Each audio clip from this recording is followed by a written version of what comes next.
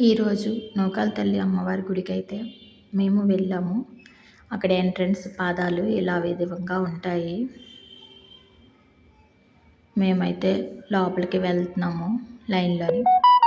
లోపల మొత్తం అంటే ఎలా ఉంటుంది, గోపురం అది కూడా ఈ విధంగా లైన్లోంచి లోపలికి ఎంట్రీ అయితే ఉంది.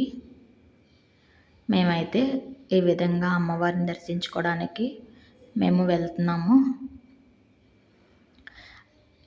నూకాల తల్లి అమ్మవారు ఎవరు ఏమి కోరిక కోరుకున్నా అమ్మవారు ఇట్టే తీరుస్తారు.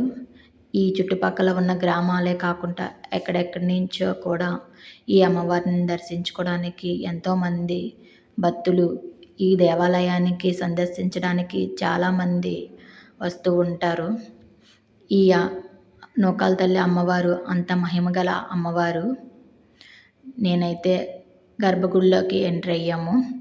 అమ్మనైతే దర్శనం చేసుకోండి మనస్ఫూర్తిగాన. అమ్మవారిని ఏ కోరుకున్నా అమ్మవారు ఇట్టే నెరవేరుస్తారు. దర్శనం చేసుకొని మేమైతే బయటికి వచ్చేసాము. బయటనైతే ఈ విధంగా ఉంది. ఈ గుడి రీసెంట్గా అయితే కట్టారు. ఇంతకుముందు వేరేగా ఉండేది. ఇప్పుడైతే మళ్ళీ అమ్మవారిని విగ్రహాన్ని అయితే అలాగే ఉంచారు, కానీ మిగతా ప్రాంగణం అంతా మొత్తం మార్చేసి మళ్ళీ రీసెంట్గా స్టార్ట్ చేసి ఈ విధంగా అయితే అమ్మవారిని మొత్తం ప్రావరణం అంతా ఈ విధంగా కట్టారు. కానీ ఎవరు కూడా అమ్మవారిని మాత్రం టచ్ చేయలేకపోయారు. అందువల్ల అమ్మవారి విగ్రహం అక్కడి నుంచి తీద్దామనుకున్న అమ్మవారు అస్సలు ఒప్పుకోలేదు. అమ్మవారిని అక్కడ ఉంచి చుట్టూ గుడి మాత్రం నిర్మించడం అయితే జరిగింది. ఈ అమ్మవారికి పిల్లలు లేని వాళ్ళు ఇక్కడికి వచ్చి కోరికలు కోరుకుంటారు. చూడండి ఎంత బాగా కట్టారో. శిల్పాలు అవి కూడా చాలా బాగా తయారు చేశారు. బయట గాలి గోపురం అయితే ఏ విధంగా ఉంటుంది.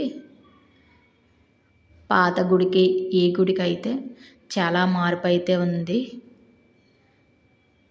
అప్పటికన్నా ఇప్పుడు ఇంకా బాగా డెవలప్ చేశారు.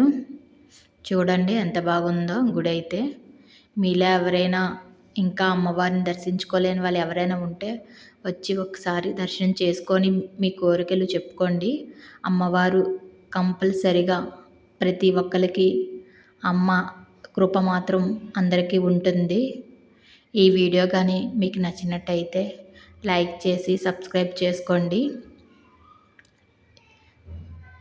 ఇక్కడ పోతురాజు తండ్రి అయితే అమ్మవారిని దర్శనం చేసుకుని వెంటనే భక్తులందరూ పోతురాజు తండ్రి దగ్గరికి వచ్చి దర్శనం చేసుకుంటారు.